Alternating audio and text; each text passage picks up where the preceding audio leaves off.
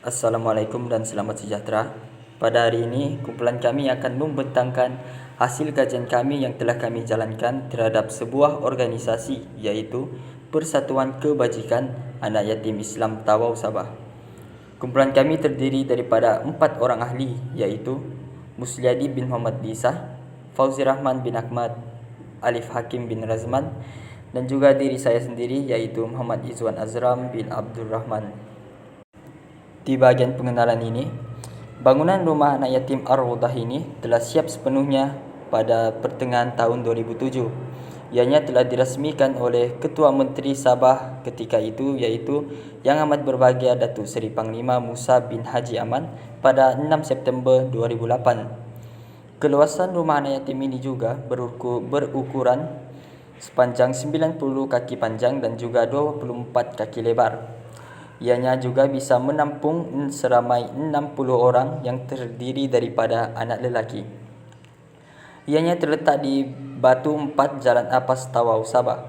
Dan juga Persatuan Kebajikan Anak Yatim Islam Tawau atau diakronimkan kepada PRE ini telah ditubuhkan pada 19 bulan 2 2009. Dalam carta organisasinya pula terdapat 8 jawatan kuasa penting dalam Persatuan Kebajikan Anak Yatim Islam Tawau ini.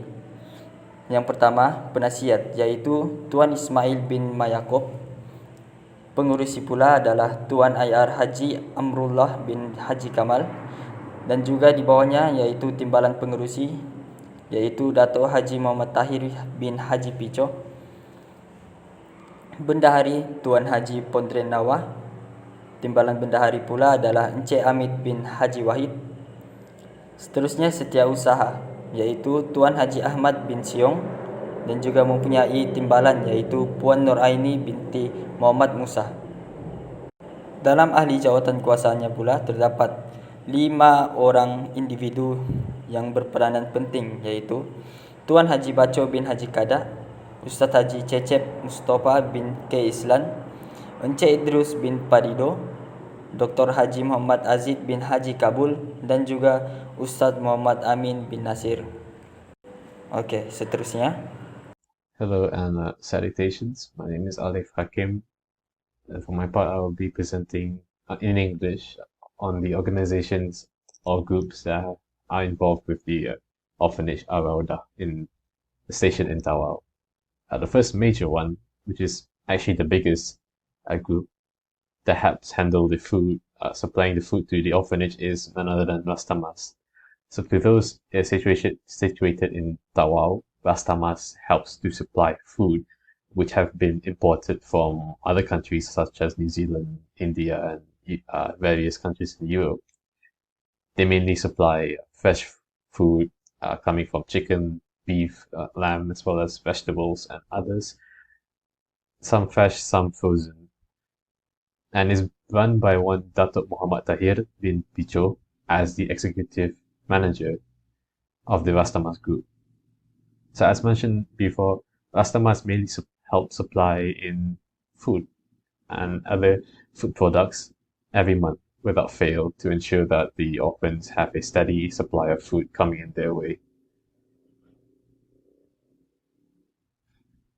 Aside from that too, there have also been smaller groups involved with making the orphanage a better place.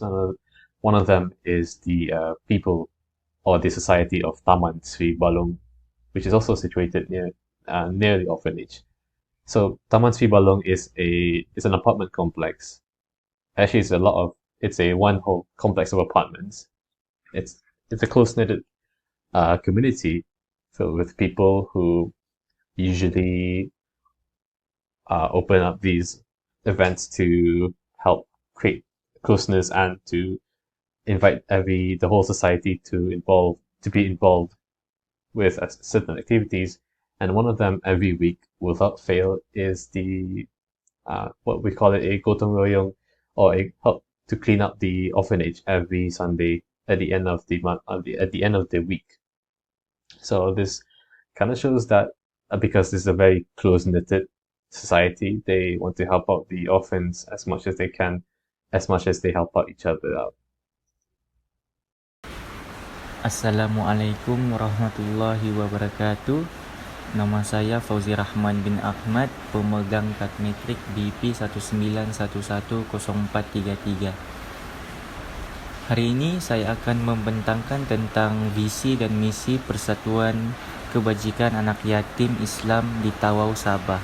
Dan seterusnya saya akan menerangkan tentang kesimpulan kajian kami. Terdapat 3 visi dan misi persatuan ini. Yang pertama, persatuan ini membantu anak yatim yang berumur dalam lingkungan 13 tahun sehingga 17 tahun. Yang kedua pula, organisasi ini membantu dalam menjamin keselamatan dan keperluan asas anak-anak yatim tersebut. Ini termasuk kepada tempat tinggal, makanan, pembelajaran, pakaian dan sebagainya. Yang terakhir adalah persatuan ini akan menjaga anak yatim bermula dari umur 10 tahun sehingga mereka tahu cara untuk berdikari. Seterusnya, saya akan membentangkan tentang perancangan jangka masa panjang. Dalam bahagian ini, Rumah Anak Yatim Al-Raudah Tawau, Sabah mempunyai satu perancangan pada masa hadapan bagi suatu tujuan untuk membantu anak-anak yatim tersebut, di mana perancangan jangka masa panjang ini adalah untuk mereka membuat satu tabung khas kepada anak yatim ini untuk keperluan anak yatim tersebut pada masa akan datang. Sebagai contoh, tabung ini akan diberikan kepada anak yatim yang melanjutkan pengajian yang lebih tinggi yang bertaraf diploma ataupun sarjana muda di universiti. Hal ini adalah untuk mengurangkan lagi beban yang ditanggung oleh anak yatim semasa melanjutkan ke pengajian yang lebih tinggi di universiti. Bajet yang dikeluarkan oleh Rumah Anak Yatim Al-Raudah dalam sebulan adalah sebanyak RM20,000, di mana RM20,000 ini digunakan untuk membayar gaji kaki tangan yang bekerja di Rumah Anak Yatim Al-Raudah Tawau, Sabah, dan digunakan juga untuk kemudahan asas seperti makanan dan minuman kepada anak yatim dan juga digunakan untuk membayar bil elektrik dan air dan lain-lain.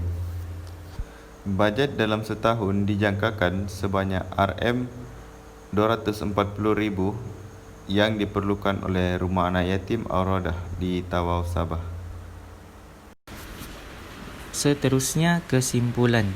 Secara keseluruhannya, penubuhan sebuah organisasi rumah anak yatim ini adalah untuk menjaga kesejahteraan anak-anak yatim tersebut.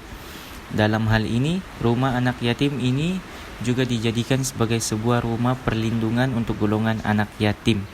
Seandainya rumah anak yatim ini tidak ditubuhkan, apakah yang akan terjadi kepada golongan anak yatim? Tentunya mereka akan hidup sebatang kara. Dengan itu, semua pihak yang berkaitan, khususnya kerajaan, harus memberikan perhatian dan menjadikan isu penjagaan anak yatim ini di dalam Dewan Parlimen sebagai satu isu yang penting.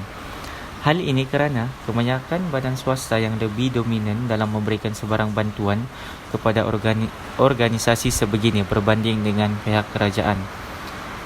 Oleh hal itu, pihak kerajaan harus membuka mata mengenai isu ini kerana pihak kerajaan merupakan tonggak utama negara kita. Oleh itu mereka mempunyai kelebihan dalam membantu organisasi seperti ini dari segi kewangan, bantuan makanan dan sebagainya. Itu sahaja pembentangan kami untuk hari ini. Sekian dan terima kasih.